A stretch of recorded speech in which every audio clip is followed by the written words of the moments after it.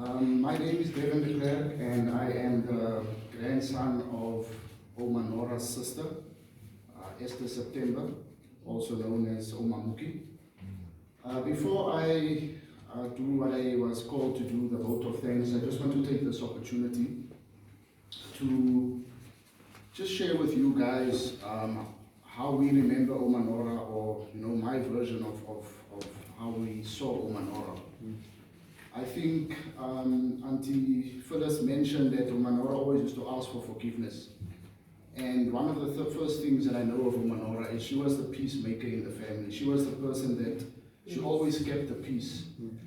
I've known Ouma Nora, or I can remember Ouma Nora since the earliest memories I had, maybe 2 or 3 years old. She was always in our life from that time up until now. And in that time, I've never remember her having a dispute with anyone or a quarrel with anyone. She was the type of person that just kept the peace with everyone, which I felt was a bit weird because she always used to say what was on her mind. She was a straight shooter. She never used to sugarcoat anything. I remember the first time I cut my hair very short, she said to me, "Oh boy, your hair is so cold."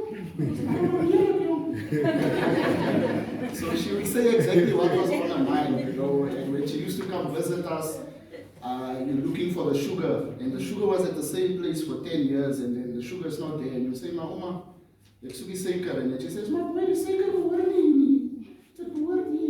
She went somewhere else. She even used to, while we eat, she used to watch us and say, "Boy, you alcohol yesterday." So she used to also get on us, when she stayed a little bit too long, we used to think, "Hey, Ouma Nora," because what she used to do when we're watching TV, she comes to the wall, and she doesn't want to see that you can see, but she's just spying on us, just a little bit. And my cousin Dinesh told us what we must do. He said when he sees us spying, he just waits and then he says, "Come." Ouma also gets a fright. And they all just get a fright, so we tried that, but Dinesh showed us, and it was very funny. But yeah, I think, as you all may know, Ouma Nora never had any biological children. However, she played a pivotal role in so many people's lives. There's so many people that see her as a mother. There's so many people like myself, like my cousins, that saw her as an Ouma. When we were small, we always used to tell our friends and tell people, we have 3 Oumas. It was my father's mother, it was Ouma Muki, and it was Ouma Nora, because those were the 3 Oumas that were always in our lives. She was a very giving person. From my memories, Ouma Nora, she didn't always have the most, but she would give away the little that she had. And then she might be left with nothing, but as long as the other person is fine, that's what filled her heart. That's the type of a person that Ouma Nora was, She was a very inquisitive person. I remember when she stayed at our house, she told my father, she doesn't like this tree here in front because she can't see into the street. And my father said, "Ouma Nora, please, the tree is not bothering anyone. Just leave the tree alone." And the next day, my father came home from work. The tree was cut off.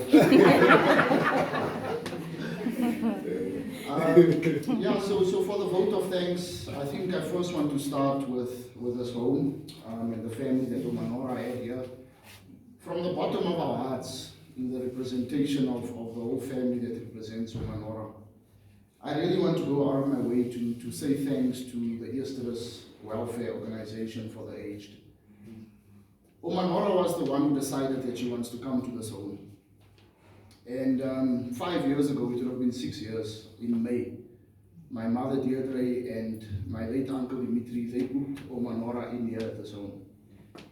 And it really brought us as family so much peace, because we always knew that Ouma is looked after. We always knew that Ouma is being taken care of. I can't express our gratitude enough to everyone involved, from the owners, from the management, right down to every sister, every nurse, every staff member, every friend that she made in this place. Whenever we asked Ouma Nora how things are going, she never had one bad thing to say about this place. She used to tell us, "I pay so little, but I've got a roof over my head, I've got food, I've got people that take care of me." I remember recently when I asked her how is things at the home, she said to me, "Boy, I really feel at home. I feel at home here. This is my place, and I'm so happy here." So I really want to thank each and every person here today. We can't express enough how grateful we are for the roles that you guys played and making sure that Ouma Nora had a smooth ending the last couple of years of her life. I know some of the people aren't here, but I think it will only be fitting to also thank two of Ouma Nora's closest friends, which is Terry Swindell as well as Kulimate. They were two of Ouma's friends. They had no affiliation by family, but they were the two that really took time out of their schedules to come and pick Ouma Nora up, and that if Ouma Nora ever wants a break or just a time away from the home, they would spend their time there. I remember also a lot of December holidays when most of the family would go away.